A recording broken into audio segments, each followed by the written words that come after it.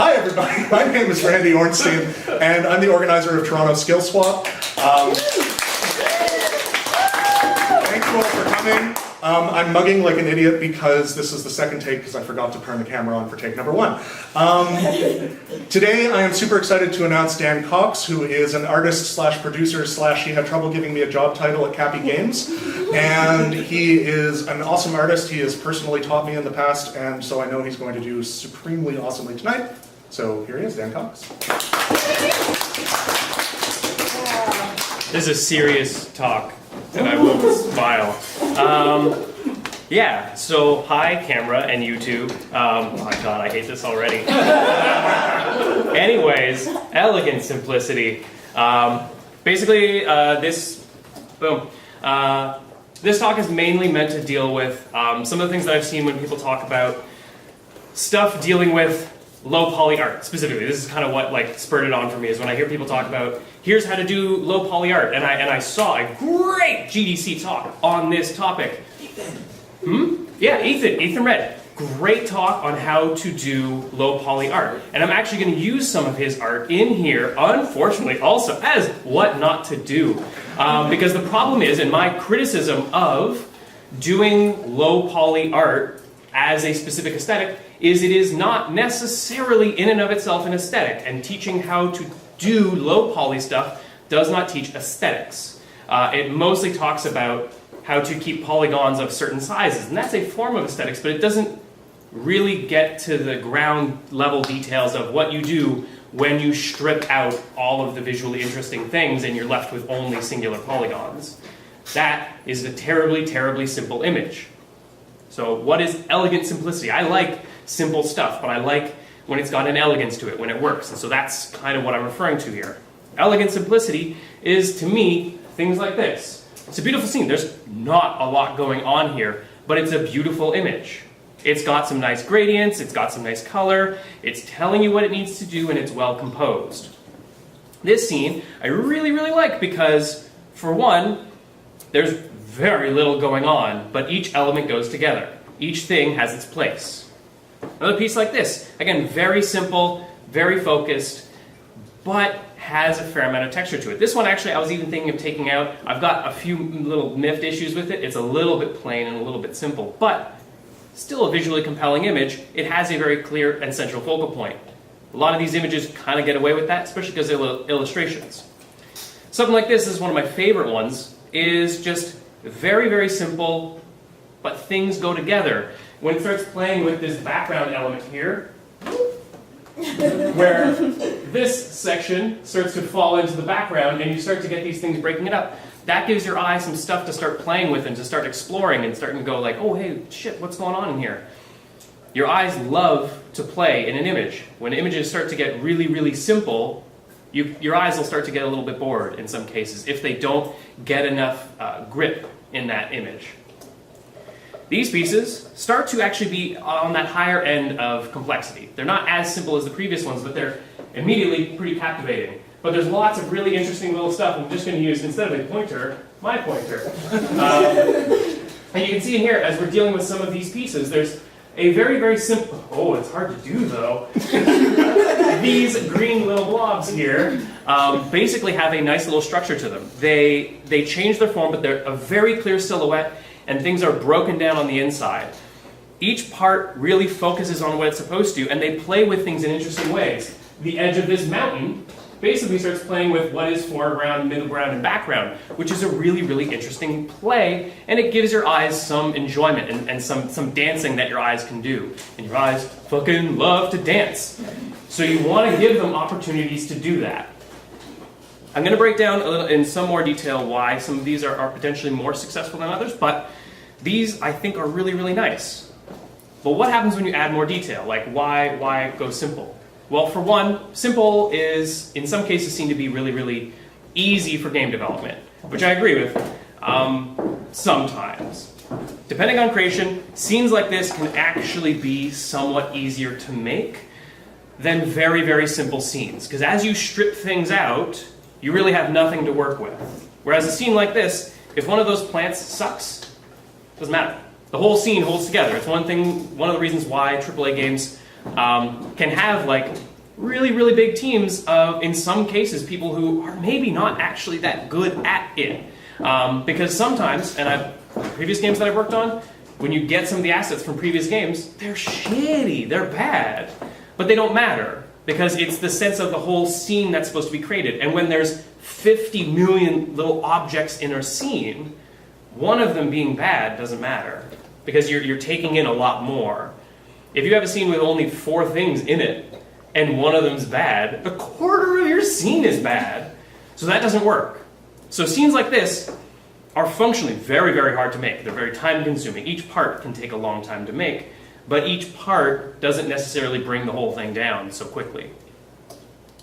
Scenes like this, however, which this comes from Ethan Red, who I do not want to put on blast, but I'm gonna put on blast. This scene comes from his talk, which again, I will point out, if you look online, it's a free talk. It's a really fucking good talk. But images like this speak to where problems in simplicity lie. A lot of the components here do not go together and do not make for a compelling image. They make for a complicated image, but they do not make for a compelling one where things go together and enrich the image. Same goes for this. What we're seeing here is a lot of low poly objects, but they are not expressive objects and they do not give us a compelling or interesting composition. So that doesn't necessarily make for great simple art. It does make for simple art, but it doesn't make for great imagery. So specifically, why do they fail? Well, the fact of the matter is great design is the heart of simplicity. The more that you fall apart on principal design elements, the more that simple work is going to start to fall apart. Because that's all it has to rely on. It doesn't have a lot of other bells and whistles to work with. Great design has to work. So, design principles. There's a lot that you can look on online. I literally did a search for design principles because I was trying to remember some specific ones to pull out that aren't the ones I like to use. But these ones were good ones because sometimes you'll see these and they'll reference line, type, and it's like, I don't need those. That's not appropriate for this talk. But these ones are all actually really, really nice because they deal with what you put into an image, what you put into a composition. Because if you've got something that doesn't actually literally use lines, line is not necessarily one of your design elements. But harmony is how you put things together, how you construct these things, whether you have symmetry, what kind of symmetry that is. The change of each of those individual elements is going to change the composition of your image, the composition of your scene, of your world, of your characters, blah, blah, blah, blah. The more things that you strip out of an image to make it simple, the more you need to rely on each of these individual components. For one, complexity, coherence, and legibility are 3 terms that I've found for dealing with interior design that I really, really like to use here as well, because I think that they encapsulate a number of these like more complicated and specific and nuanced little ideas.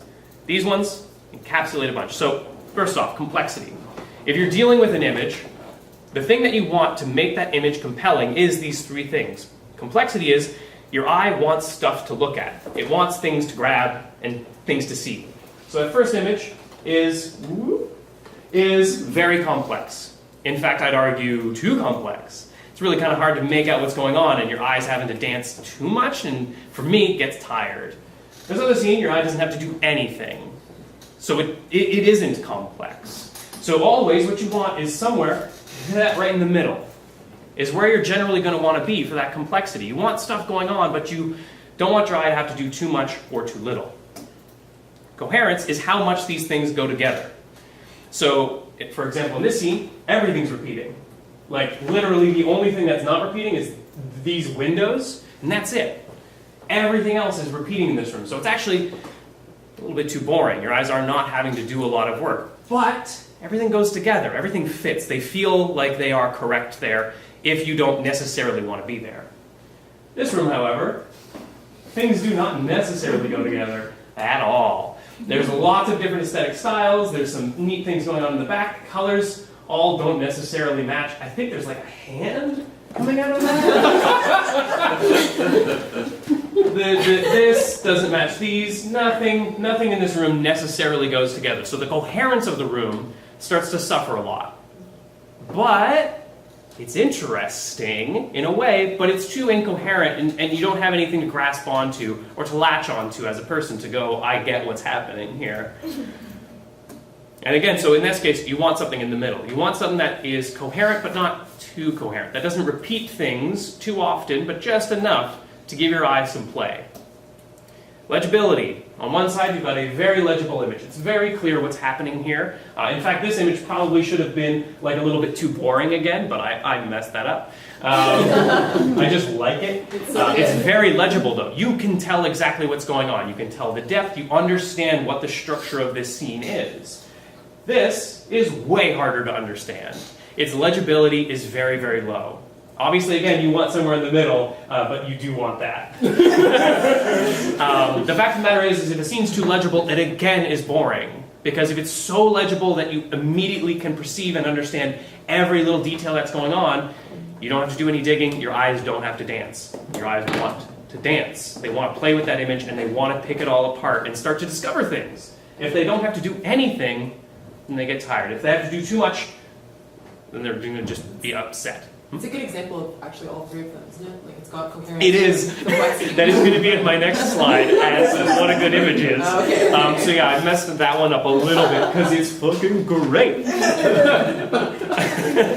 So what happens when all of these things are put together? What happens when you've got a scene that's complex? Spoiler alert. What happens when you've got a scene that's complex, but things go together, but not too much, and you've got legibility in it? You're going to create things like this. This seems a really, really interesting composition for that, because it's pretty simple. There's not a lot going on. There's the same kind of shapes, pretty much almost the same kind of proportions too. But the trees change. They're not all actually the exact same kind of tree. They change their pattern just a little bit, not a ton. They're not hyper repetitive. Their colors change. That is a change when you've only got a small amount of sets to work with. There's little lines here for rain. The lines are actually all the exact same width, but they are all slightly different dimensions. So different thickness or length. And they're only kind of in one little section here, so they give you something to explore. There's these little lines that take on the same general curvature of those mounds, but they're made up of little dotted broken lines. But they're not consistently placed. Sometimes they're over top, sometimes they're behind. They give your eye a fair bit of work to do for such a stupidly simple image. And all the elements go together and are of the right proportion, and plus you get just a little bit of dancing right at the bottom with some foxes. These things change up what you're seeing and make the image a little bit more compelling. It's one reason why most of those very simple images have something that pops inside of it as well, so that your eyes can do just a little bit more work. Things that fall apart is when that one thing is... No, perfect. Perfect. Yeah. Some of those images can fall apart when that focal point is too strong and pulls your focus away from everything else, then you've got nothing else to look at. Like this one. When I was first putting it in, I was like, I like this one. This one's nice and simple. And then I looked at it a bit more. I was like, it does exactly that. Its focal point is actually pretty interesting. The rest of it's fine. The mountainscape is probably the best part, but the trees don't do a lot and don't play a lot. But they work. The scene's got some nice texture to it. It's a capable image, but certainly not quite as capable or as interesting as this one is, in my opinion. Obviously, again, let's be clear. All of this is just absolutely my ridiculous opinion on all of this. But this image, again, to come back to it, is one of the ones I really like. How it repeats certain shapes, but changes the context of them. Instead of making it white, changes the context here, puts it in a different situation, potentially changes the context for what it is. Are they fireflies, or are they just stars again? Why are the stars so low? There's some interesting little bit of play there. And especially this part. This part's my favorite, because it suddenly turns smoke into a hillside, and smoke into the sky, plays with positive space versus negative space in the same element. That's really neat. That's fun. That's worth doing when you're dealing with something so simple. If it didn't, I don't know if I would put this image in, because the rest of it's relatively plain. But that play of shape and form and what it's doing in there is what makes your eye do a bit of work and starts to dance a little bit. These images, again, they're playing with what you're dealing with for legibility, what your coherence is, and what the complexity of them is. Clearly, they're more complex than the other scenes, but they're very coherent. All the things go together and they're not too distracting, and they're very legible. So the more that you have a coherent and legible image, the more complex you can go. What you'll see in games, in certain cases like The Division, for example, sometimes those scenes lose. Oh no! And it's on YouTube for everybody. Yeah, let's start over. But basically, when you have more coherent and legible images, you're going to be able to get away with more complexity. The Division, as that example, is a game that is very, very complex in the visual field. What you're seeing at any given time is a million bags of garbage and stuff all over the ground, strewn everywhere.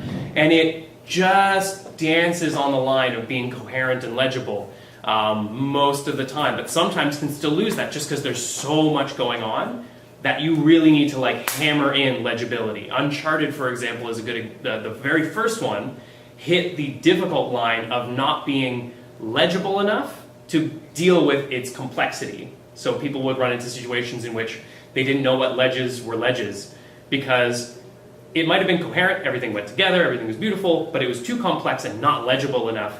And so you don't take in the scene as happily as you do with their later games, which really do kind of hit a very, very strong balance of both. But elegant simplicity, for me, creates richness. So when you hit all three of these things, you get a rich image. An image that is very compelling to look at, even though it may be very, very simple. Such as where you get this scene where it's complex. There's a lot of little things going on in there, but they all go together. They're not all the exact same, so your eye can pick a few things apart and start to do some guesswork, and things start to change as it goes into the frame a bit more. It's really, really interesting, but it's absolutely legible, but just complex enough that you're really into it. At least I am. This scene, however, all of the raindrops are actually, if I'm not mistaken, the exact same length. They're the exact same width. The trees are pretty much all the exact same size. Their colors change a bit, but there's nothing that really leads you anywhere. There's nothing for your eye to do. It figures out the pattern that's happening, the size of the trees and the shapes of those things, and it goes, I'm done. And once it's done, it does not want to look at the image anymore. Whereas this one, you can start to pick a few things apart. You can start to find like this little extra bright spot here, and like you can start to see little extra details there, and there's more and more for you to pick apart. Although it is so legible that you do not necessarily have a million things to look at. You can't look at it forever. But this image you're done with pretty quick. That richness is really, really good. And it's what you want. And I didn't know this was going to be on YouTube, but it's going to happen now. As I'll just speak to Reddy, he probably said it and I forgot. But now I'm going to shit on some art. Now, not very hard, but to point out where these things are lacking and what they're lacking in. RuneScape, first version of it. What is missing here? If we look at those same basic rules, it's why I like coherence and legibility and complexity, because they're like three big umbrella rules that you can fit a bunch of other stuff into, but you can look at these first things and go, how complex is this? Not terribly complex, but if you look at like this image, there's a lot going on in the visual field. There's a bunch of noise, but it's not very coherent. When you look at like this guy's armor, it's hard to make out where the connection points are, what the structure of it is. So it's not very coherent, or legible, rather. So it's not very legible there. You can tell that there's different people, but you can't tell necessarily what they are or what they're doing. Coherent, not. If you look at, and we have to include UI in this because that's part of your visual field, that's part of what you're viewing. The UI is all over the fucking place. So it's very, very difficult to enjoy this imagery. Now, this is a problem, quite specifically, of art direction. Straight up, putting RuneScape version 1 on blast? But I think that's fair. We all learn from these things anyways. But the fact of the matter is if you compare a game that was even done before that, Nexus, which falls into that same kind of criteria, being an MMO, its art direction is a lot more consistent and solid. You've still got a relatively complex image, but it's way more coherent, and it's way more legible. It doesn't necessarily, like the complexity from RuneScape just came from having too many varying things in it and being too incoherent, so it was just hard to even take in anything. There's a lot more small, subtle detail in this. The color palette goes together a lot better, things are very legible, and even in some cases, stuff's not coherent. This is very pixel arty. This guy is not. Like, he's way more pixels than that is. The bridge is way more pixels. But the color palette and the general consistency of those things hold it together enough that it doesn't look completely busted, like, sorry, RuneScape. RuneScape looks better now, but this is funnier to point out. But those kind of things, like, that helps create a simple image. And this is not a terribly simple scene. Ugly Americans. I don't necessarily care for the style of this show. It may have its appeal. The character design is not quite my thing, but there's a considered and figured out composition here. And there's a figured and considerate composition that exists in the show. When things are put together, they take up specific spaces, and there's a specific perspective in which these things look good and work well. And a team made a game for Ugly Americans. I was not aware of it until I searched for ugly games. And then found this, and it worked. Because the fact of the matter is the game, this is a game shot. Actually looks really, really solid. The gameplay, it seems really good, is not. Right? This doesn't work as an image. And it actually completely falls apart when you compare it with the show. Even though you might have like these great models, this is like literally what's in the game. But when it's here, it doesn't work. Now, why the hell is that? You put the right art in the game, and the game's using the correct style, but these things don't go together, and they're not considered or considerate in the same way that the show was being considerate of its compositions. This one was mostly focused clearly on gameplay, so it put things in the frame to be like, here's guys, they're going to get you. And they run at you. And here you can see where you are because it's a bright orange thing. But the problem is the background is distracting as fuck. It's all sorts of different colors. It's actually stronger colors than these guys. There's orange that's like not even as strong as this. This background is just distracting the hell out of you. The line width of a lot of elements doesn't seem consistent. When this character gets scrunched down into a small size, you can see here, just barely, all the line work is still there, but it's small and tiny and insignificant. You can't tell what it's doing or what it is.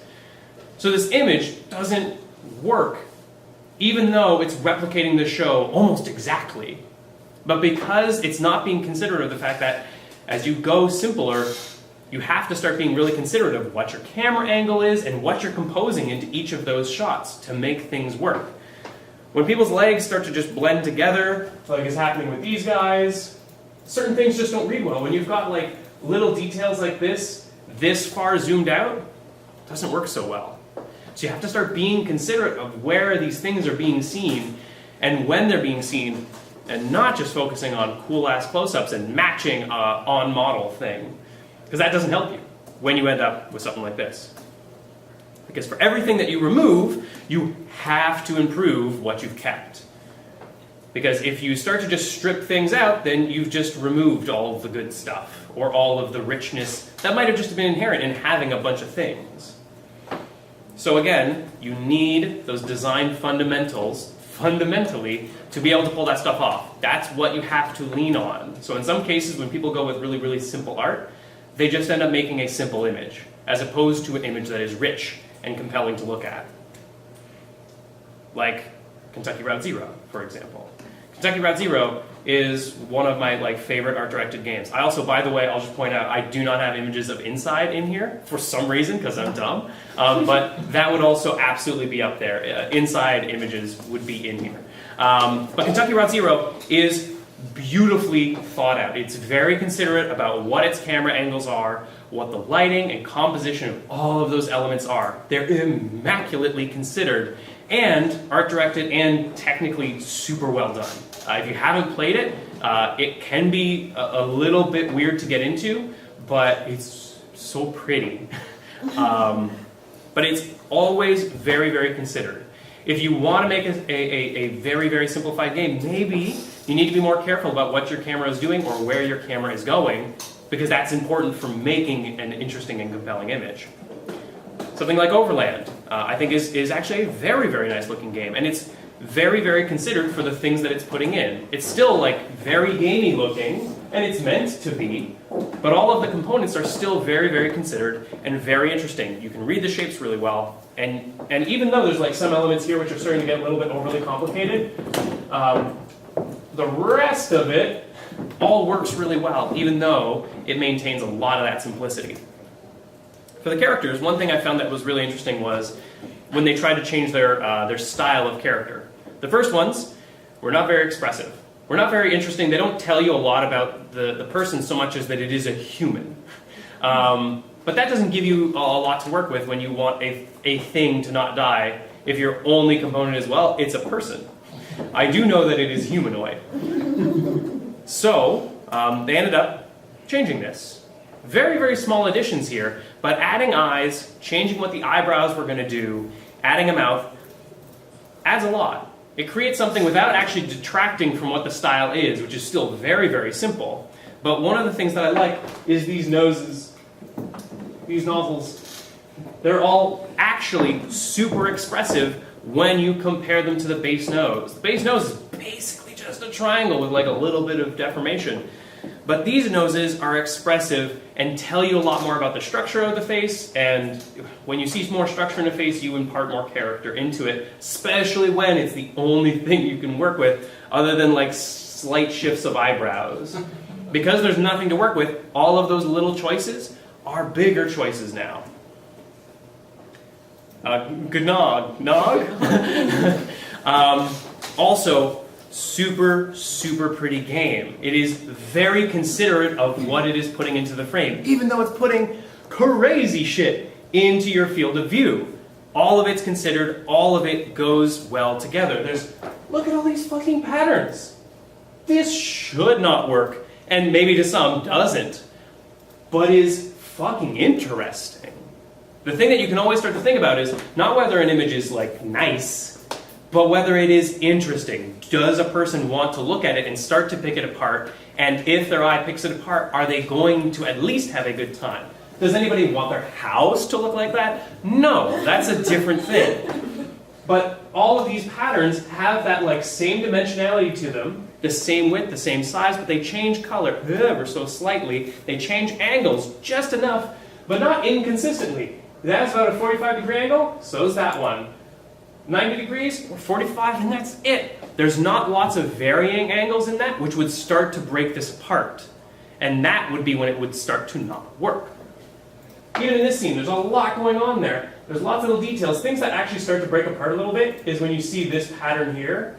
It starts to break apart because you're not seeing it at the same angle as everything else. And it's relatively noisy, so when you're seeing it at that glancing angle, it suddenly doesn't fill your view the same way that everything else does. It doesn't have the same proportion and quality to it. So when you see it as a still image, that doesn't read as well as everything else does. So, I mean, that stuff happens when you're dealing with 3D, and it is something you need to be conscious of. Is as those things move, it is going to change how a person is going to perceive that. Especially when it's a still, which does break this down a bit. But again, a very considered 3D piece of there's a lot going on here, and I'm not going to pretend that I could hold together a bunch of crazy shit like this together. It's hard because there's so little there, but it all works. It is interesting as fuck to look at, even though it is madcap crazy. But it's still very, very interesting, and that's because again it is legible, but it is complex, but it is also coherent, but not too much of either of them.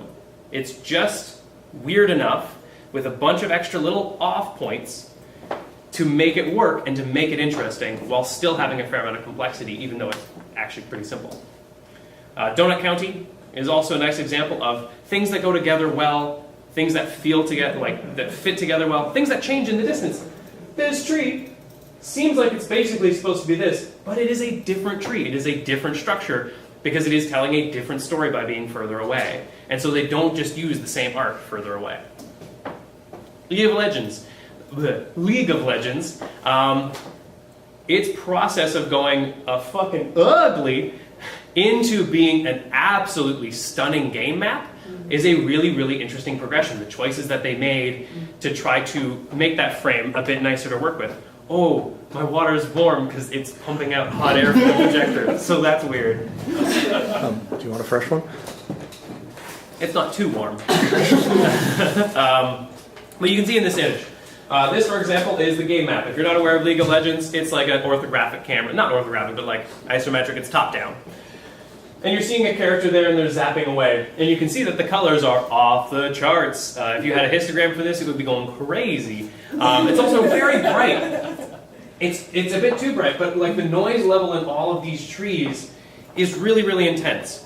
You can tell what the gameplay space is, but like all of these little details there are hella noisy. So they tried to clean things up, reduce some of those things. So you can see in some of these examples, in the old look, this stuff basically is removed, and they're using a simpler color palette for those stuff. They're also using gray as the ground section, and they're making the ground sections actually a bit bigger. The details here are about like yay big, and then over here, the details get like yay big. So they get bigger in scale so that they become less noisy and less complicated to look at. When you look at their forest for even that update to their new one, changes start to be much more significant. Even here, there's a lot of colors. There's a lot of like little bright fire points and things like that. It's pretty distracting, and especially for a game that deals with like characters doing a bunch of shit and having magic fly everywhere. You really want to be able to see that action. So this needs to be simplified to something like this. A much nicer and more appealing space. A lot less color going on and a lot more clarity and a lot of really just nice shapes, just like a lot of movement in what's going on in there. This is a very complex scene that we're seeing. There's a lot of detail in it. There's a lot of beautiful, immaculate painting to it. It's not like the super simple Nog stuff. It is its own thing. It's very painted. It's very complex, but it's very coherent and also very legible. When you look at how they change some of those things from one point to another, you can see where some of it starts to work. Where one section here is noisy. If you're standing further away, you're going to have a worse understanding of what you're looking at. As you get to this piece, you can still start to get a pretty good idea of what's going on here, but you understand the structure of this space so much better. And it's just a very, very nice image. It's very well considered. When you look at this used to be like their boss guy, Baron Nashor. Don't know where that name comes from, but like there's a lot of green and like purple in a really obnoxious amount there. And their new version of it is really cool. In terms of detail, there's like a very interesting enemy who's like very aggressively pointing towards the player. All these elements like point towards him as well. It's just this really nice space that is so much better than this one, because it really, really imparts this sort of epic scale to a singular encounter, which is really nice and very, very well done. Land's End. This is a really, really neat example. These guys, it's Us2 Games. They were doing a VR game, basically, if you're not aware, from the people who made Monument Valley. And this first version of it, hey, hi, I want you to play. If I make you play, you play. Do it. There we go. So the interesting thing about this one is that it's a VR game, so in this one it's showing two things, but that first shot of that neat iconic shape is really, really nice. The rest of this starts to not work so well. It's not as like iconic and eye-catching. You don't remember the imagery that you're seeing super well, and you're just kind of seeing a lot of stuff. Now this is like one of their early prototypes, so it's perfectly fine that it is in this state, but it's nice to notice as what happens when, even though you've got a strong singular composition, because if we come back to this, let's go here, back, one sec. So that brief image that you saw, really, really cool shape, immediately like compelling, but then you get into it and you get a lot of these arbitrary different shapes. Further update to it, perfect. Heh. What you end up getting in this version of it is a lot more consistency and a lack of something else. But these pieces go together a lot better in this case. They're a lot more considered, they're a lot more simple, and all of them go together in some really iconic shapes. Each one fits together, each one's memorable, which is really nice. And all of it fits, and so the whole art direction seems a lot more consistent. So they can strip out a lot more and have it be more compelling than what the previous one was, because the previous one had more shit in it. It had more stuff to look at. This one's nicer to look at, though. It doesn't mean that it's foolproof in any way. I do think that there were some choices that they made, such as, can I pause? Can I pause? Perfect. In some of the shading, like I'm just gonna be like a 3D artist for a second here. Load, do it. The water's nice, but when you look at, I think I can press spacebar and get what I want. Yeah, I mean, like, can I do it? There we go. What you can see with some of the shapes, and it shows up especially down here, this is not a particularly expressive form of modeling. The shading of it is not holding together so well, so in some spots you're getting some weird banding of shape and form. And again, as you remove things from the field of view, you really need to make sure that they're considered and put in thoughtfully, and some of these just aren't enough. There's just weird lines and shapes that come out of things that doesn't work that well. Such as, this is a great example of it. These are not expressive forms for what you'd expect of a mountain. Those are expressive of low poly mountains from like PlayStation 2 era, PlayStation 2 era, where the shading's not quite doing what it needs to because you couldn't afford the polygons for it.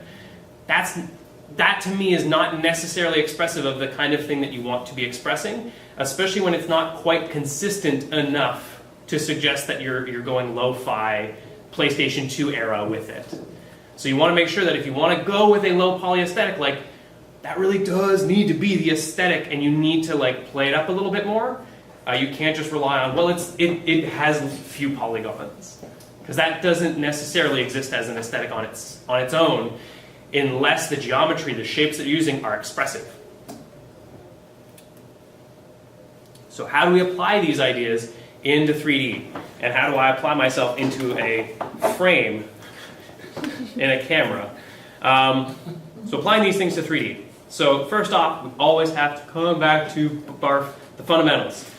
This image again, because I can't reiterate enough that like if your fundamentals don't work, your simple stuff doesn't work. The easiest example I have for me on this is my design sense is okay. It's fine.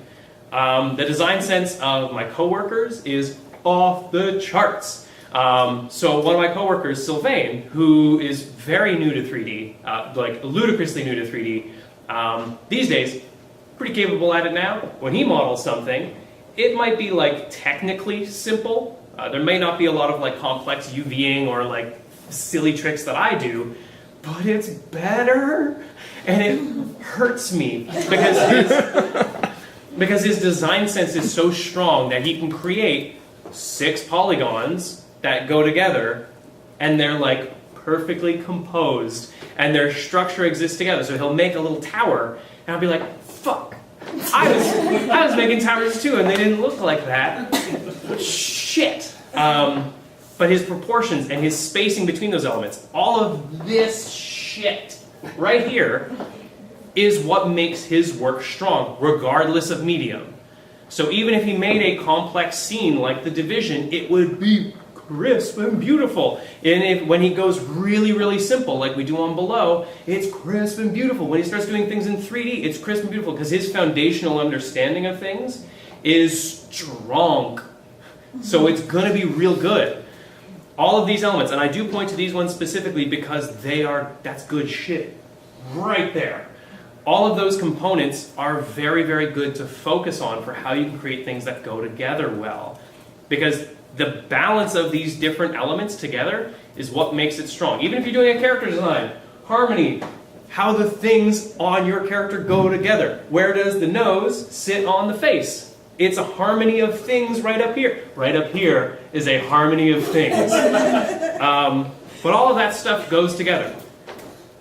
These are a couple images from, I can't remember the artist's name, but he's really good. But the types of contrast. Again, because I'm trying to point out, as you strip things away, you're only left with types of contrast. What's my time like? 40 minutes. 40 minutes? Who am I? 40 minutes? We I have more to You do. have 3 hours. Technically, I have 3 hours. I don't know if anybody wants a 3-hour talk. I do. No, I'll do it. But types of contrast. So this one I really like because it's a really nice breakdown of like what happens when you have a break of value. This is one of the strongest ones you can do. If you have a change of value and it's significant, that's going to be a high point of contrast, and your eye is going to go, I see that, I like it. Proximity, if things are further away from other things, high point of contrast. You can read.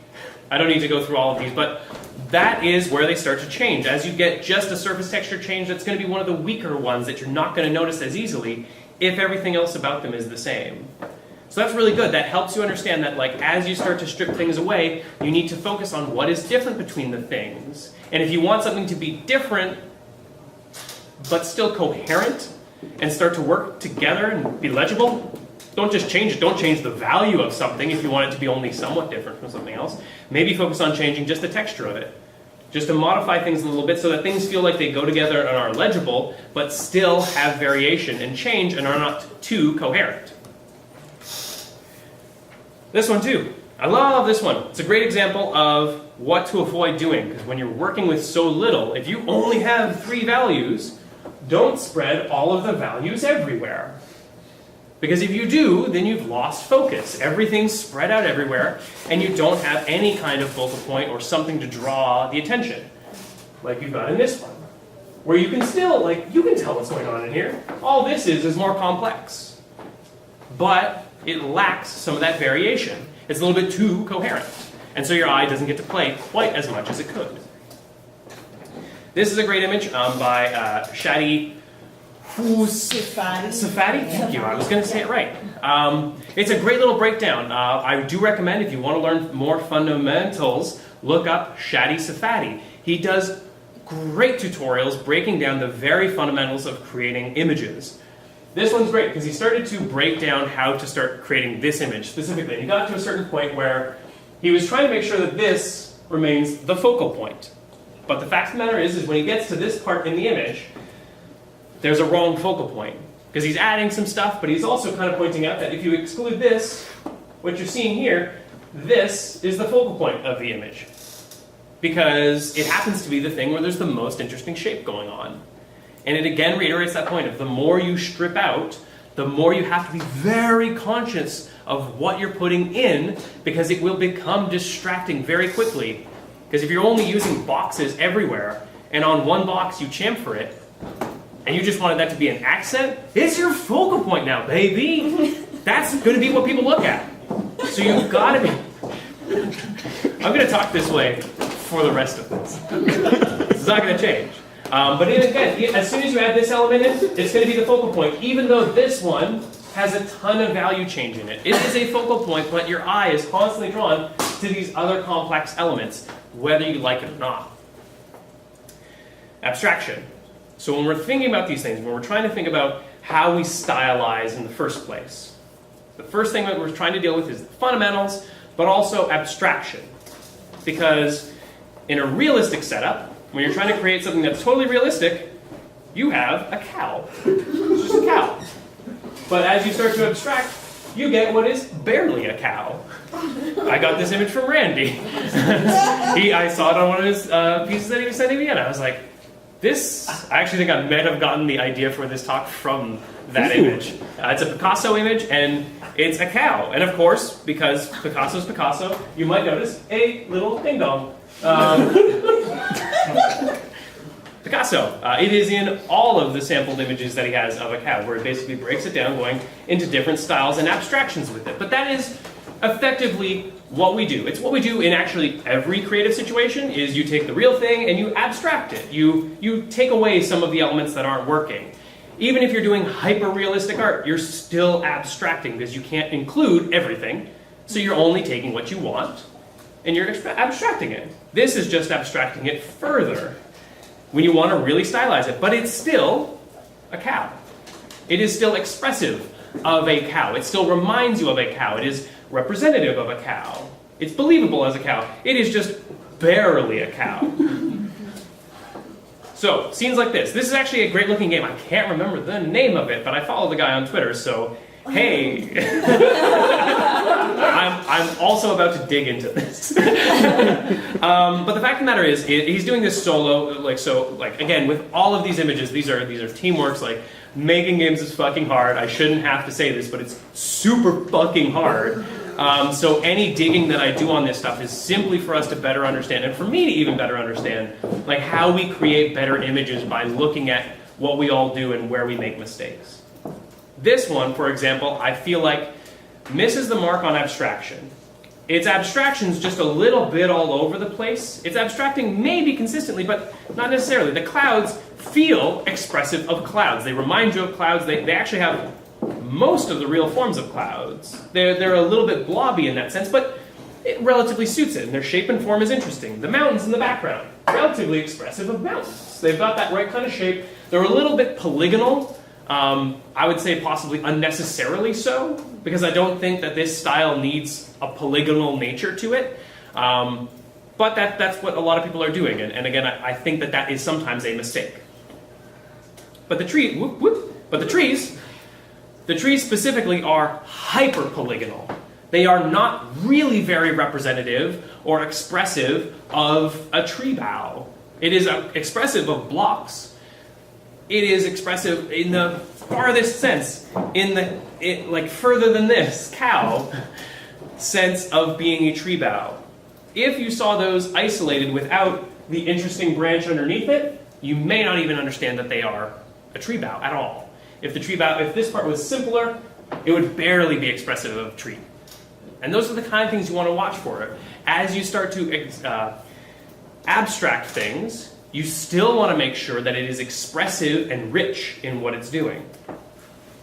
Where this, I think, starts to fall apart. I love this game. Hey, the game might be fucking great. No, I haven't played the game. I love this image. And here's the thing. That's actually a super, super important point. I can shit on a thing while still saying that there's nothing wrong with enjoying a thing. One of the rooms that I had shown back there that was part of one of those complex images, that's a room by a masterclass designer, interior decorator who made a super, super complicated room. And I'd argue that room is on the knife's edge of being too complicated, but it is incredibly rich and interesting, but it may be too much for some. And even though I'm going to absolutely argue what's a problem in this image, it doesn't mean that it is either not enjoyable or not fun. There are games that I do not like the style of that are indie as heck, but that doesn't mean that they're necessarily bad. There are aesthetic choices that we can all make in all sorts of different directions. So anytime I'm going to shit on one of these things, that's just me. What? I'll fight you later. That's cool. That's fine. I actually would love to talk about this. Yeah, no, please. But here's the thing. Especially too, because he's gone so pixelated with this, he's actually not leaving a lot of room for things to blend together. So a lot of the parts in here, these little bits of foliage, noisy as fuck. It's creating a very, very high contrast point. Remember, value is going to be one of the things that's going to draw a lot of attention. My eye is being drawn to all that noise. So it's very, very strong. On top of that, we've got this. This is all noise as well. It is not necessarily expressive so much as it is noisy and complicated. The tree, this part's probably the part that I like the most because it's actually reasonably expressive and its color palette's zany and crazy. And that's a zany color palette. Aces, that's totally great. But it's gotta go together in a way that this scene isn't coming together to draw my eye to appropriate stuff.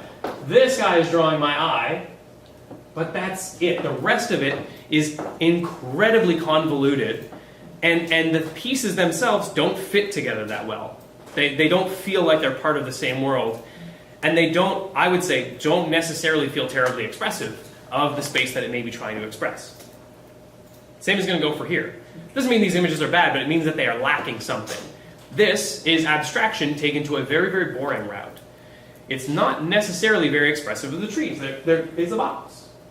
This one's a slight tapered box. This one's you can see what they are, but it's very sterile. It's very stiff. It's relatively consistent, but not even internally consistent. Some of these shapes are certainly more complicated than this. So what's this doing here? It is not terribly expressive of what it's trying to portray, but it is simple. And that's where I think those things get mixed up. You want to express certain things in your abstraction. You don't just want it to be simple, otherwise it's just going to be simple. Same happens here. There's a number, like this is an asset pack, a bunch of these things, and there are some good parts in them, but this one was a really great example of very non-expressive rocks. They fit, they work, but they feel very polygonal, which again is just barely an aesthetic. It's a choice, absolutely, but you're walking a fine line on whether it is successful as an aesthetic, so much as it is a technique. So for example here, if you were to compare those with like the same kind of stone in Uncharted, Uncharted stone is more complicated, yeah, but it is also significantly more expressive of what it's actually trying to portray, which is this undulating, interesting rock. This is more expressive of polygons than it is of the rock that it is trying to portray. Next, there we go. Whereas these pieces are very, very expressive of rocks. They're just rocks, but the details inside of them pop and push in just the right amount to be expressive without being too complicated. This reads as a big flat surface with a few small changes. The size and shape of those changes is actually really, really good. They're very considered. They don't break apart too much. They tell big flat forms. Everything's very legible, but has that extra touch of complexity that makes the thing really interesting. And they're coherent as hell. So they go together very, very nicely, and they're terribly expressive and representational while definitely being an abstraction. The same goes for this very, very simple scene. There's not a lot going on here, but each part is very considered in what its shape, size, and structure is. Same for this scene. This gets a whole lot more complicated, and it's absolutely abstract compared with what a real scene would be, but it's very considered in the shapes. It's considered in the forms, in how it composes them together, how it flattens and simplifies certain elements, and then deals with bigger areas like this. Nothing looks like that. Clouds don't do this. That is an abstraction. And how you choose to abstract it and where you choose to abstract it and the shapes and forms and contrasts that you choose, that is what's going to make that compelling. These are fucking representational, expressive trees that are also simple. These are fucking dope! Look at that shit! That is so amazing. Like, these are great. They're very simple. There are probably not many more polygons than some of those other low poly examples. But these are expressive trees, even though they're following within that same type of aesthetic. They first focus on the expression of the object, not the expression of polygons, which I think is a very, very distinct and important differentiation that we make sure we know of and use. If you want to express polygons like you would have to in a Mario 64, where you could only express a polygon's nature as being a polygon, because you had so few to work with, express that. But make sure that that is the expression you're trying to go for. These, a lot more polygons, but they are expressive representations of trees, even though they're still actually very simple visually. This piece mixes a little bit. Those trees, very abstract versions of what the bough of a tree would be, which is pretty neat. And they are, in my opinion, either on the nice edge or teetering on the other side of being too abstract. The rest of the elements here are nicely abstracted for the most part. They actually fit together well. The trees don't fit because they're abstracted differently than everything else. Everything else actually allows for like a fair amount of detail. But the trees just went, no, this is a block, fuck you. And so those things don't really fit. It's not that you can't abstract a tree like that and do that exact thing. It's that everything else now needs to compensate in some way and start to feel like it fits in the same world and like it's abstracted using the same internal logic. Same goes for here. I fucking hate these trees. They're thick. It's odd that they are so thick. It doesn't feel correct for the expression of what these trees are trying to do, and there's almost no reason that they need to be as blocky as they are, because again, like you look at the shape of the island, and the island's cool with being curves, but why is the tree not? So, like, it's just some of those internal inconsistencies that you want to watch for as you abstract things. Don't just abstract for the sake of abstraction, because if you take it too far and nothing else does, things don't necessarily work. And again, they come back to this image, so I don't think I need to. It's boring. It's a boring version of abstraction to just focus on polygons. Structure. Structure is really, really important with what you're creating. This is a great example of it. This is from Nick Carver, who is an absolutely amazing artist. He was more of the environment senior concept artist at Blizzard, working on Overwatch and a whole bunch of other stuff. Actually really like his art. And he's doing sort of independent development, either on his spare time or otherwise working on this game. There's a bunch of cool imagery for this game, but this one speaks to me for a failure of dealing with structure. What's that? It's a crab, right? Cool. Oh. Is it? Crab. It's a crab. and that we have a problem of legibility. This is an absolute issue of what happens when you start to take a concept artist who is really, really good at detailed imagery, and you start to put them into a very, very simple territory, and you deal with just in-game lighting that's going to potentially blow stuff out. The problem is the posture and position of this creature does not tell you what you need to know right away. If you worked in animation, for example, you immediately know why this doesn't work. For one, just the basic structure of the crab is a problem. Because where are his claws? Like this. Right in front of him. So he's like this. The first thing that most people deal with when they're learning animation is every time you do a pose, it's all about silhouette. So when you're doing stylized stuff, you're like, you really need to pay attention to that silhouette, because that's where your contrast is going to be. That's where that structure can start to pop out. Easy fix for this one is the crab. I was seeing you doing it back there, but the crab just seems to be like crabbing.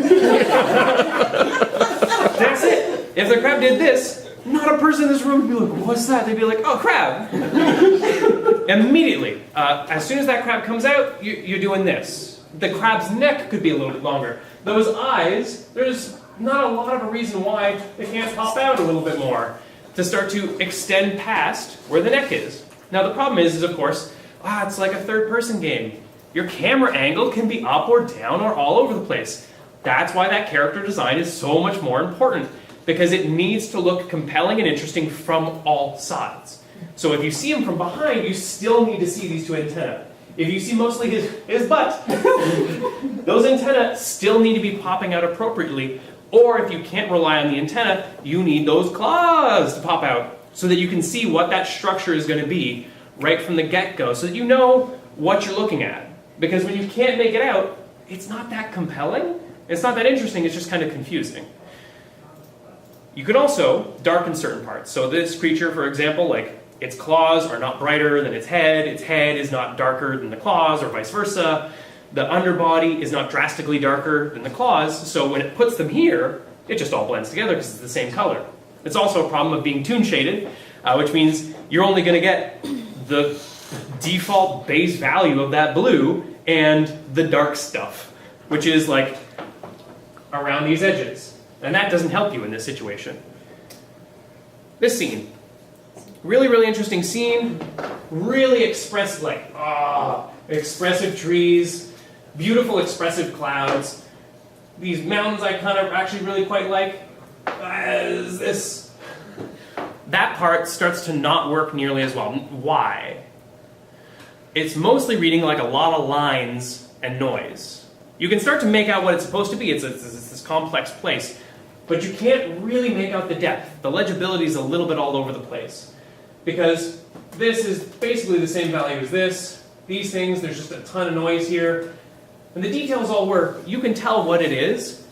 But if the structure was made clearer, if the bridges and the different buildings were simply a different value from each other, you'd be able to better make out the layers of each part of those buildings. If certain parts read a little bit better, if this was a brighter value compared to this, or if this whole thing was a brighter or darker value compared to this, then you get a legible image where you can tell those different things apart. Again, you don't want to go too far, where everything's all sorts of different colors, but somewhere closer makes that piece more legible. This, to me, is a great example of what he's capable of and where that translation between 3D and concept starts to fall apart. So this is actually a concept image that he did for the game. It's great. It looks gorgeous. Like, all of the little compositional elements back here read really, really well. Everything is in its place. It's also because it's a painting. So if he wants something to be the right size, he paints it to be the right size. And it fits because he wants it to. As soon as something like this translates into game, things start to break a lot more. Things are still like legible enough, but things don't read as well. Proportions start to go weird and start to read almost as more like a bristle brush as opposed to like an octopus tentacle. They start expressing different things. Things don't read well. These are coming out of a hole in the wall. You can barely tell what the hole in the wall is because the structure isn't there. The visual hierarchy of what you're supposed to be seeing isn't fitting as well here. It is here. This is actually working pretty decently, but that's because there's a high point of contrast. You can tell like where the thing is coming from because there's contrast. There's none of that contrast going on in a lot of these spaces. So things read as these big flat masses. Then they don't need to. It's partly due to using a tuned shader. It's going to flatten things out naturally, but also just not having those things structured the way that they should be in value and in color. This piece, again, is a crab. You're actually looking at it from the front. Surprise! Right? Again, terribly good artist. But when these things translate into 3D, when you start to try to translate a beautiful concept into 3D and you don't take into account position and posture and lighting, that stuff can start to break down. Structure will help fix those things. Fixing the posture and position of these guys would make them so much more legible, especially from a distance. They'd let you know what they're going to do right away, which is hugely useful for a game. Below, like about the few things I'm going to talk about with Below. The fact of the matter is Below is a super hyper simple game. The art that I've had to work on with it is very simple, deceptively simple, and like for me, I don't do a lot of super simple art, so like this is where I've had to learn a lot, because it's really, really difficult. Because the more I strip out, the more I like put a polygon off like just slightly, put it in game, I'm like, oh, this looks shitty and blocky. And I needed to like tilt it at like just a slightly different angle, one polygon, like one vert, and now it's better. But it's only because I had like 6 verts to work with. On that note, I'm going to drink. It was never a good time to figure out when to drink. So for example here, this is actually some stuff that I've even removed from the game since because it starts to get a little bit too complicated and noisy. And, ooh, there's a lot of contrast in this game. But basically, this section here was something I put in early on because I wanted things to be more lived in. I wanted to ground these pieces a little bit more. But as you can see here, it's kind of noisy. It's actually needlessly noisy. Especially when you start seeing guys over here where there's like a lot of little points of light and they're really bright in contrast, and there's this going on. The whole thing generally works, but stuff's just needlessly noisy. And so that doesn't necessarily work. One thing we were even running into with this was we had a prop placement, and early on it was like a totally randomized prop placement. So things like pillars were a prop, and the prop would be placed randomly. But pillars are not placed randomly. So you get stuff like this where it basically just looks like a yard sale. And that is not the aesthetic purpose of this scene. This place is supposed to feel structured. And so every little thing that we start to put in either starts to make things too noisy if these things are not composed properly. So here, for example, this is an example where I had to start to break things down and go with what is the basic structure of the place and build it out, like just handcraft it. Because when you're only working with a few component pieces, the more parts that you handcraft, the better results that you're going to get. And that is what I'm probably going to be reiterating several times as we go through these 3D techniques. A lot of the procedural, thoughtless elements don't actually work that well when you're dealing with simple art.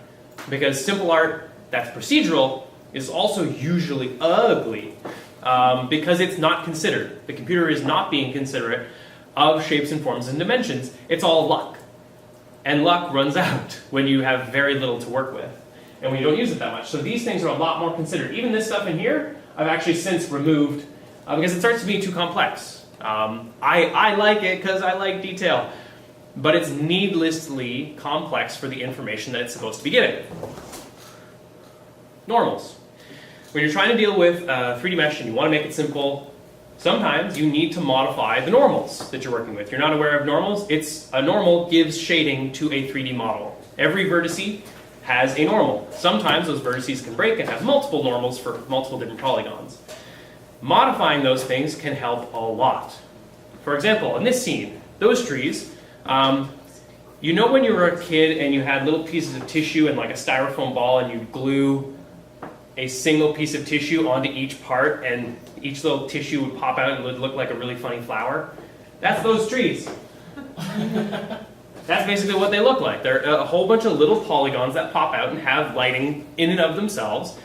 And the tree ends up looking vaguely like a tree, but also a lot like one of those things. A lot of you did not seem like you knew what I was talking about, but I'm going to pretend you did.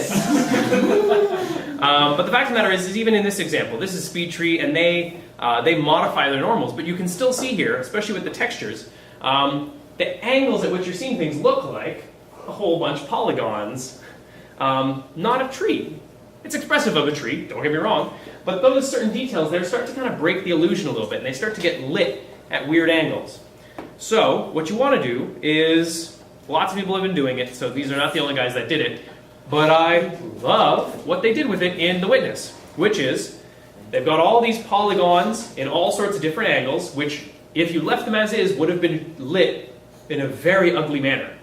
But basically what they do, if not exactly that, basically take a sphere and put it around each of those sections of tree and steal the normals from that sphere so that all of those different polygons that make up this tree look like they're being shaded like a sphere would be. And it's really nice. You get this impression of what we see when we see trees, which is the impression that it's this soft round thing. Whereas in the game, it's a bunch of cards. It's a bunch of planes. It's not a tree at all. It's lies. And the same thing happens with these big, these fluffy bushes.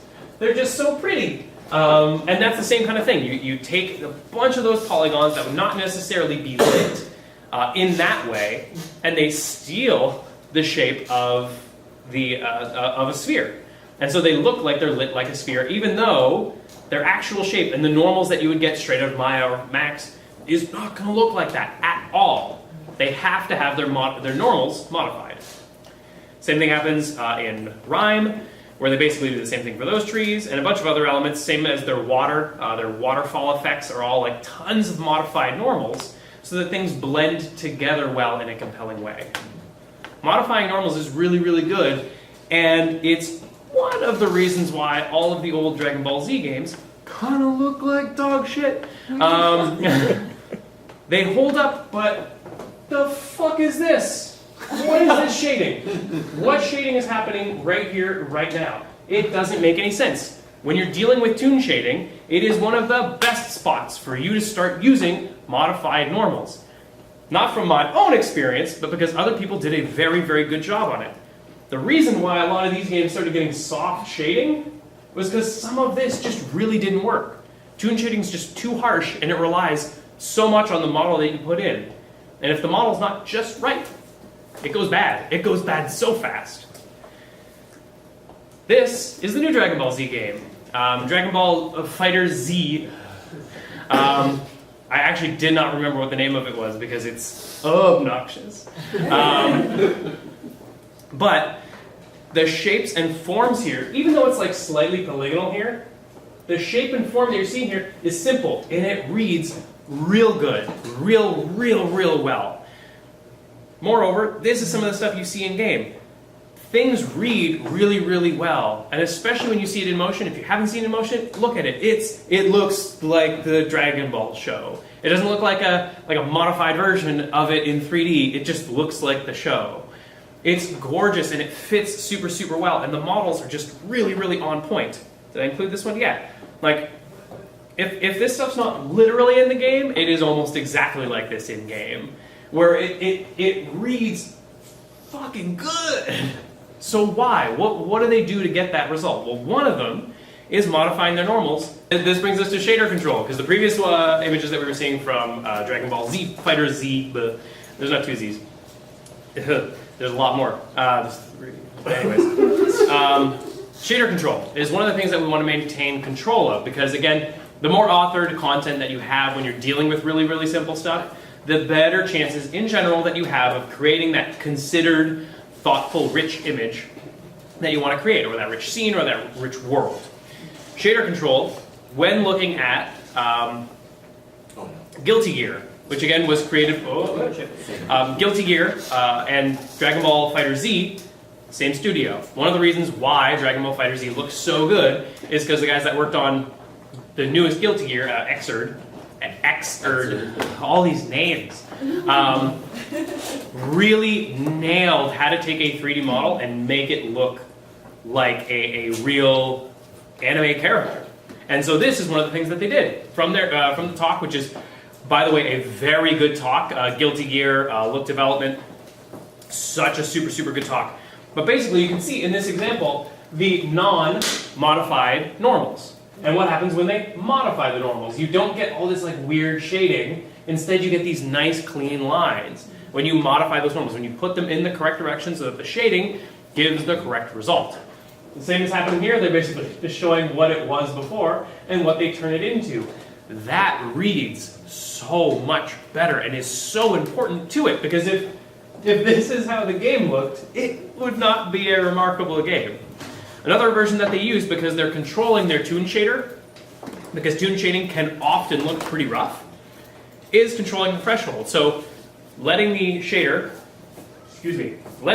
know to start shading stuff a little bit sooner. They use vertex colors, but as they point out here, you can use texture as well. But basically, this is just a map to say, hey, you know what? If you're gonna shade a spot, really start to push it into these darker areas. So for example, this is the shading you get by default.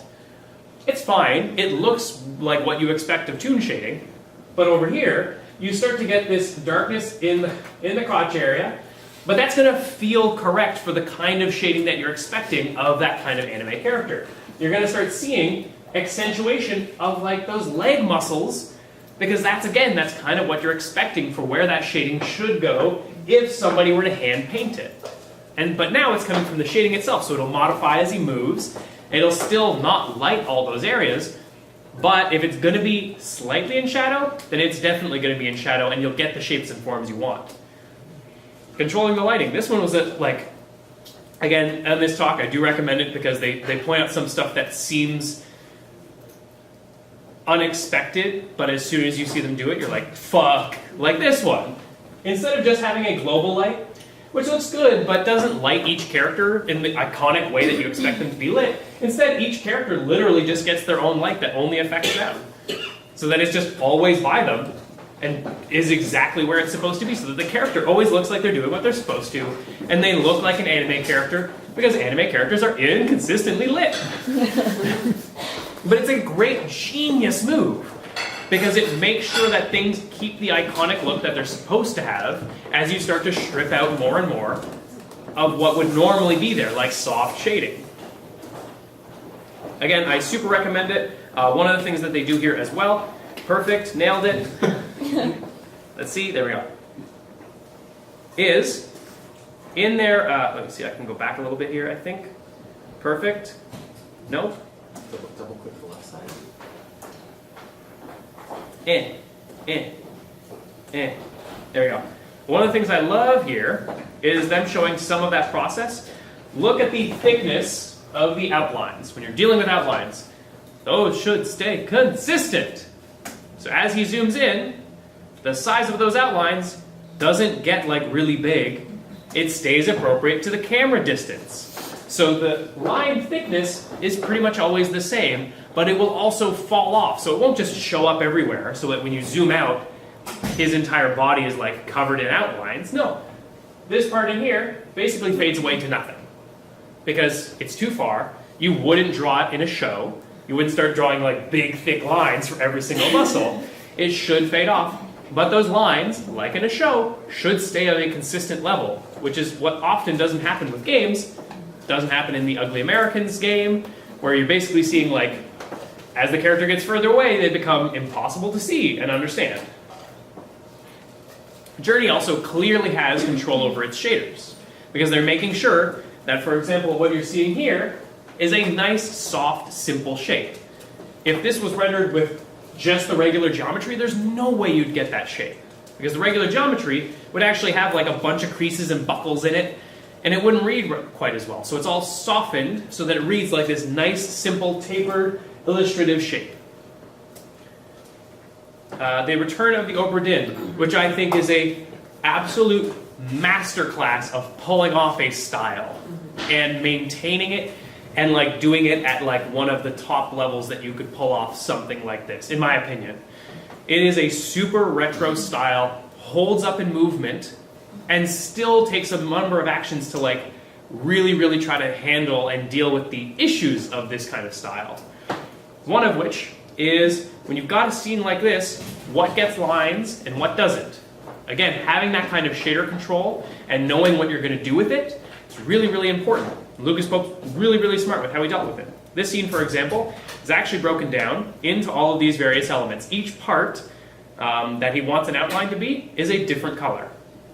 They all get masked out, and when it's rendered out, only the separation between colors is what gets an outline, basically.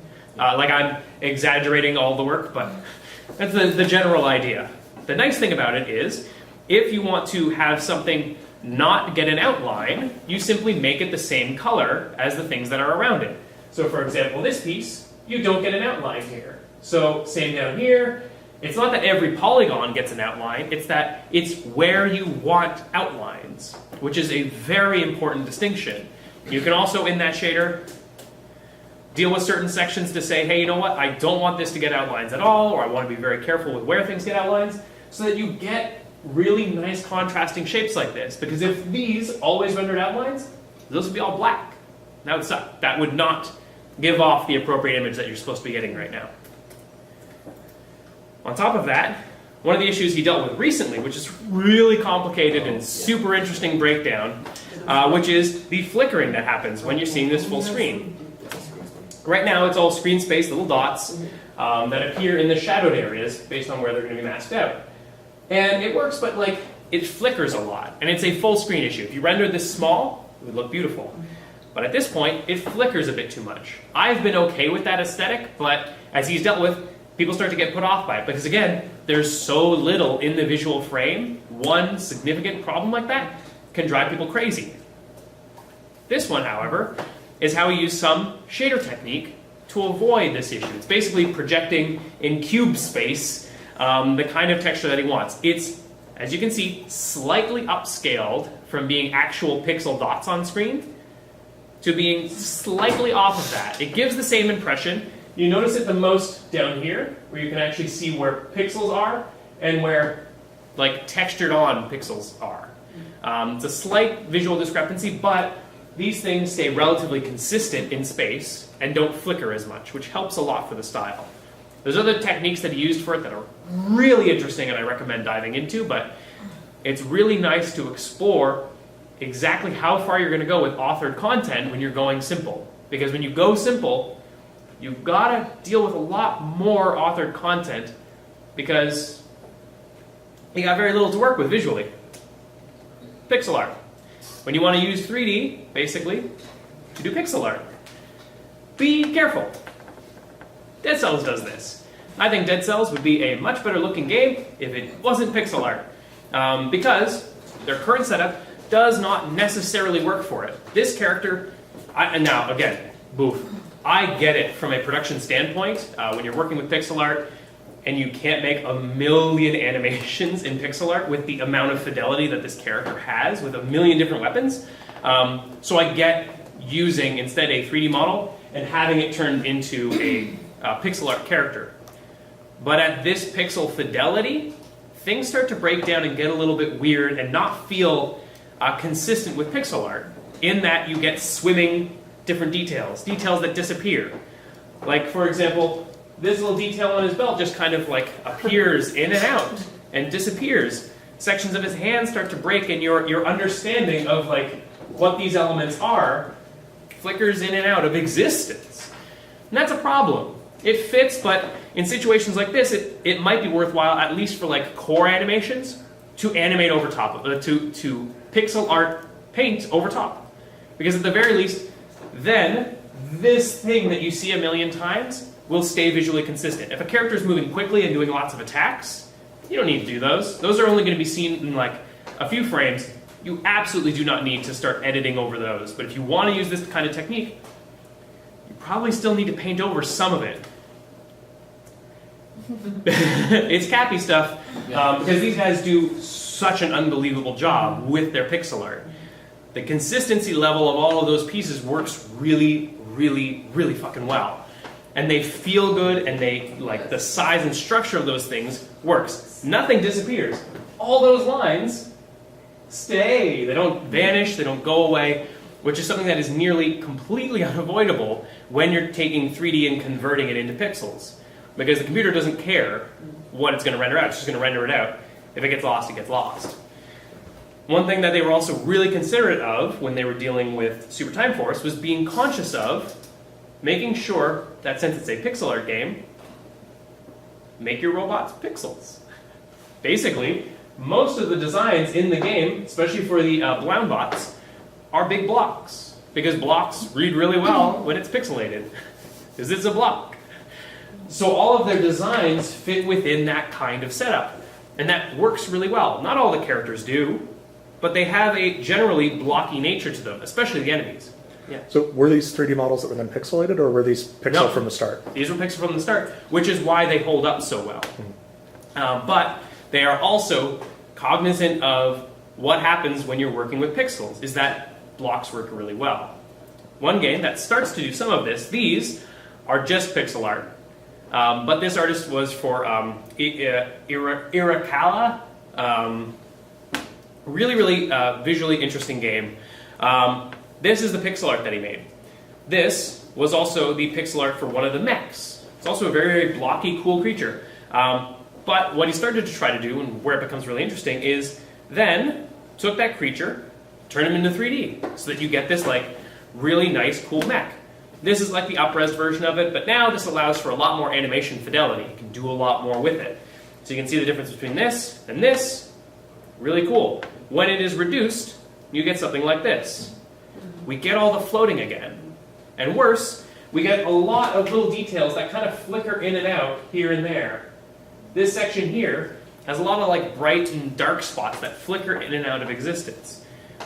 Doesn't mean that it's bad, but it does mean that there's these swimming details. Now, if your whole scene has that, that's fine, but if this character is going to be seen a lot, you want to minimize those flickering details. One way that you can do that, avoid those kind of areas right here, because those spots are where you're seeing most of the floating. Little tiny details that are only going to take up 1 pixel, like these bolts, those are just too small. They're not going to read well. In the same way that if you're trying to bake out a normal map, and you are using very, very low resolution textures, you make sure that you don't put tiny bolts on there, because then those textures, those bolts, just they're not there in your texture anymore. In the same way, you want to make sure this stuff renders out so that you don't get those flickering details. Those details need to be modeled in to hopefully always have pixel space, which is very difficult. And here you can see as it gets smaller, one flickers quite a bit, one doesn't. One feels maybe a bit more rich, because there's a lot going on here, but all that flickering takes away from the image a little bit, in my opinion.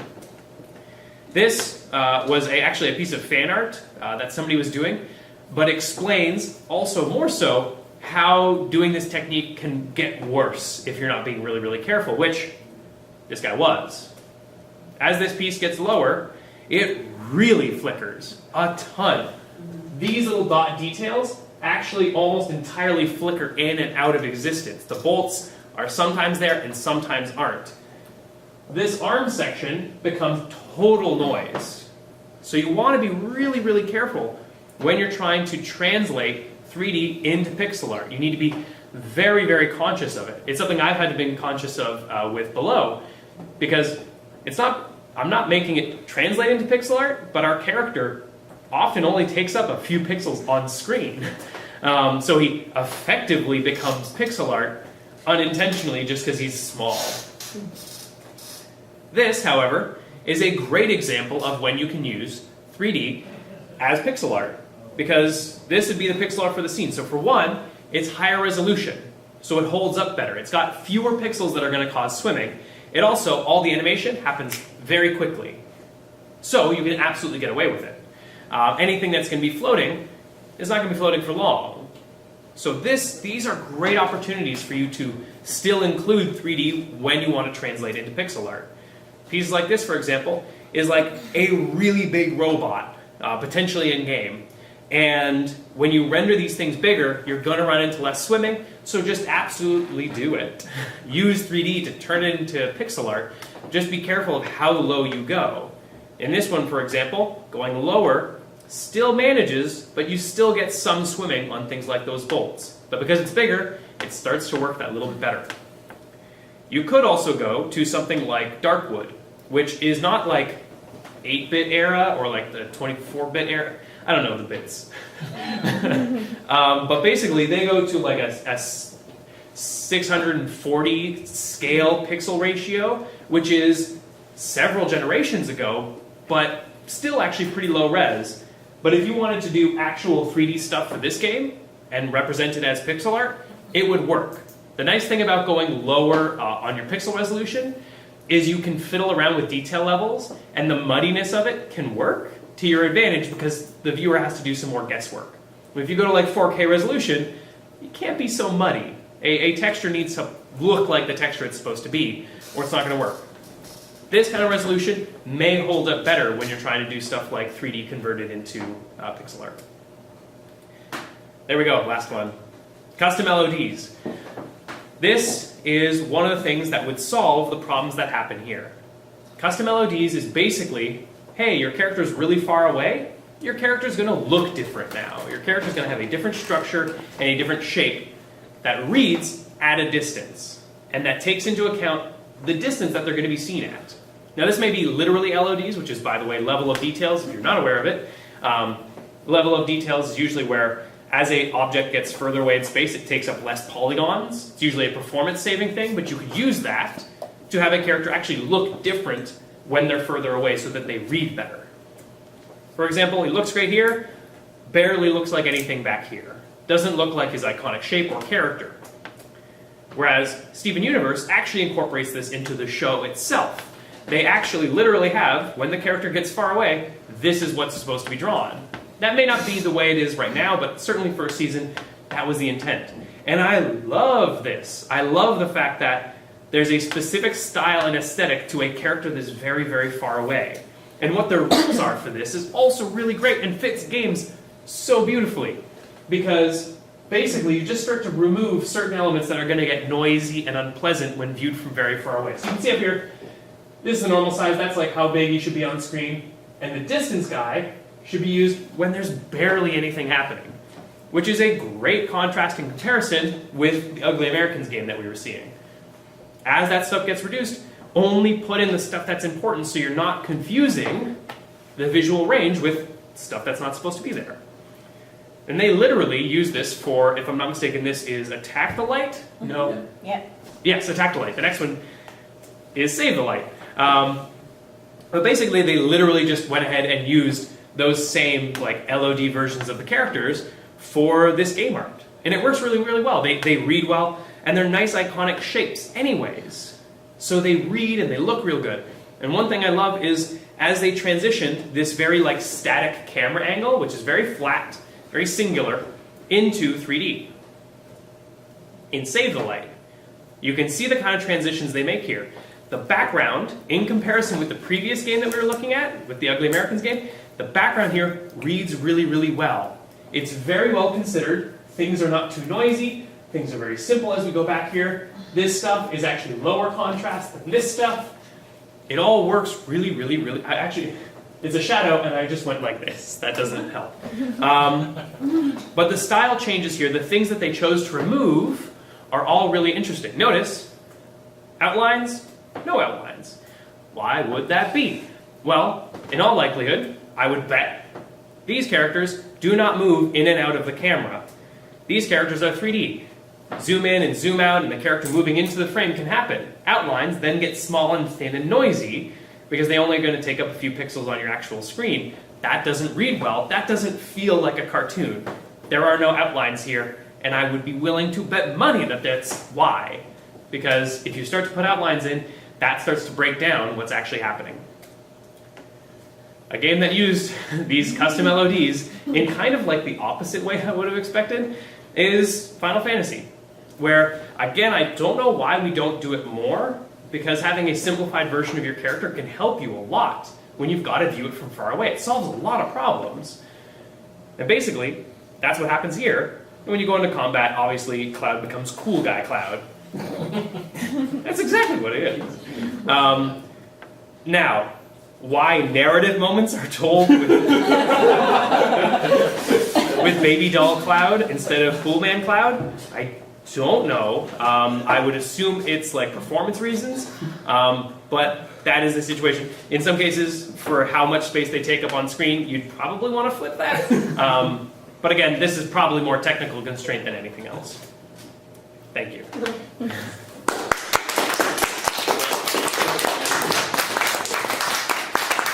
Very abrupt ending.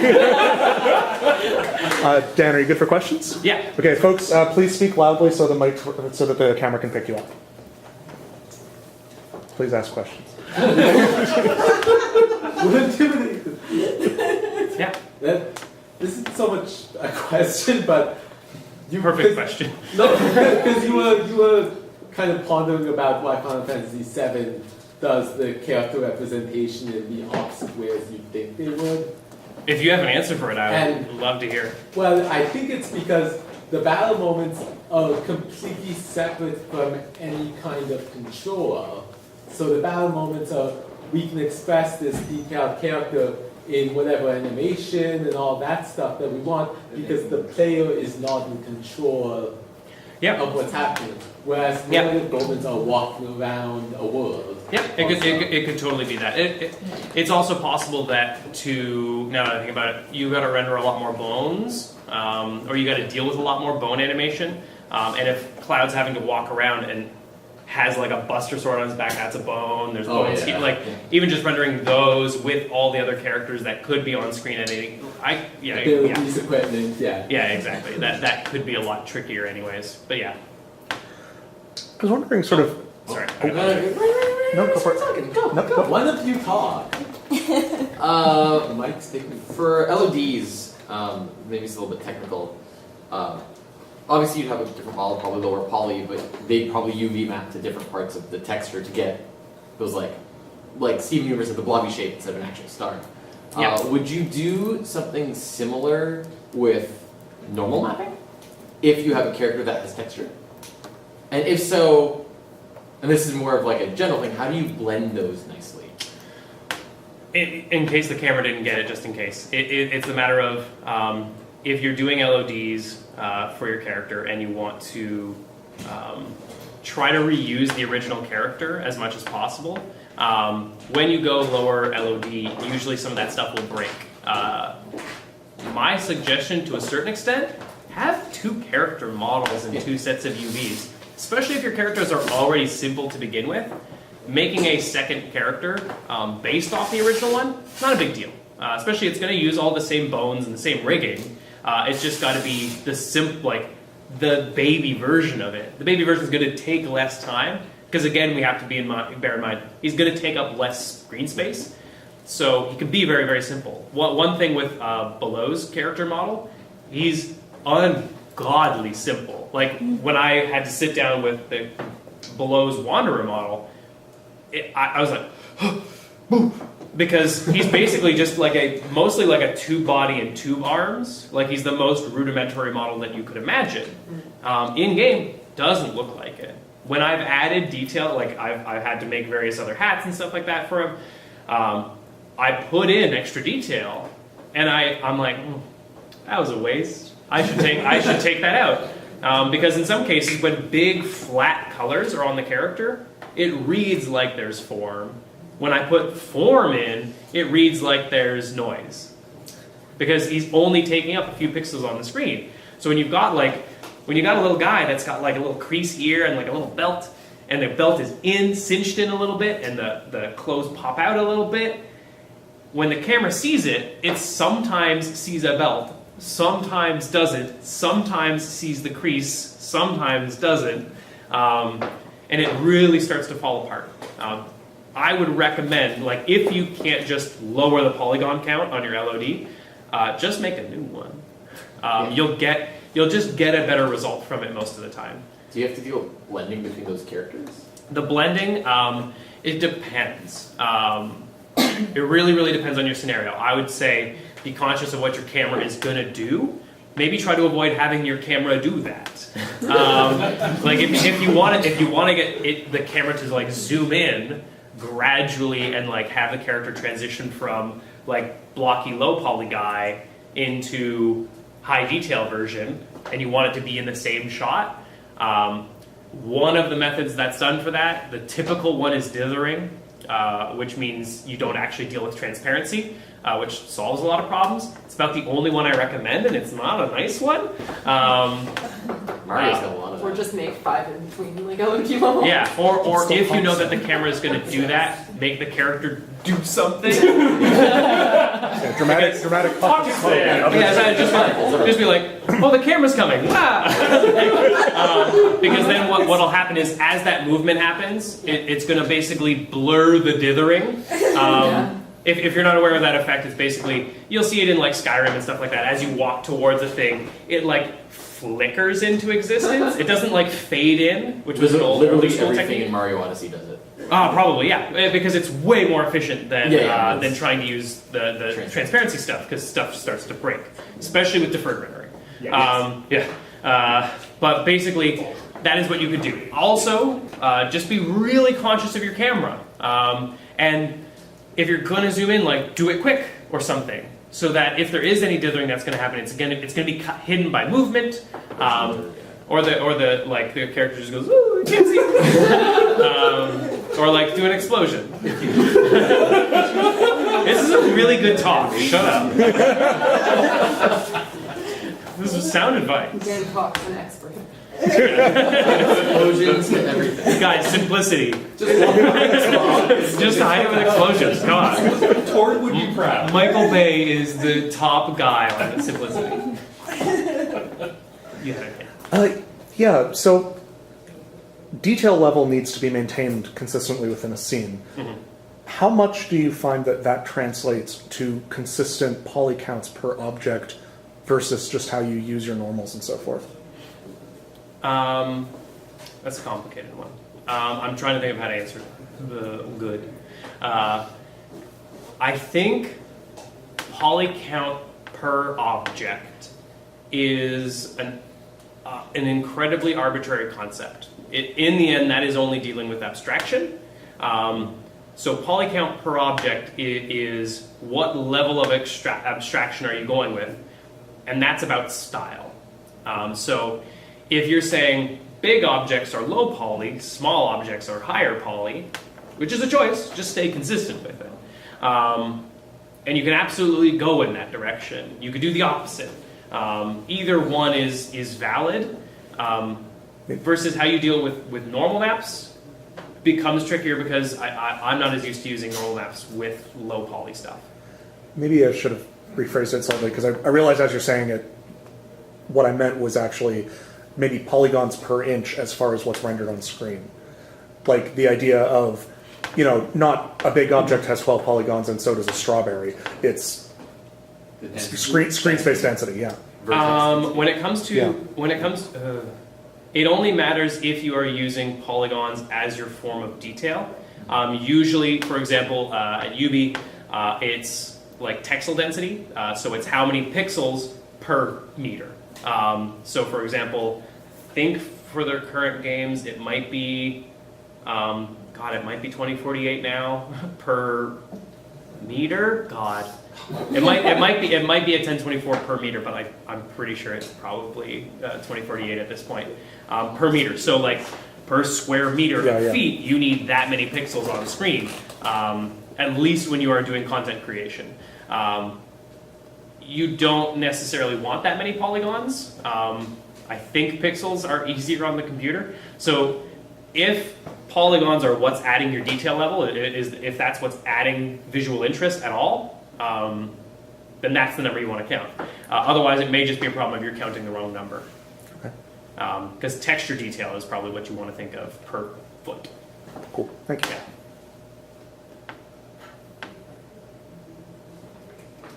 Okay. Yeah. You can clap. I'll let you.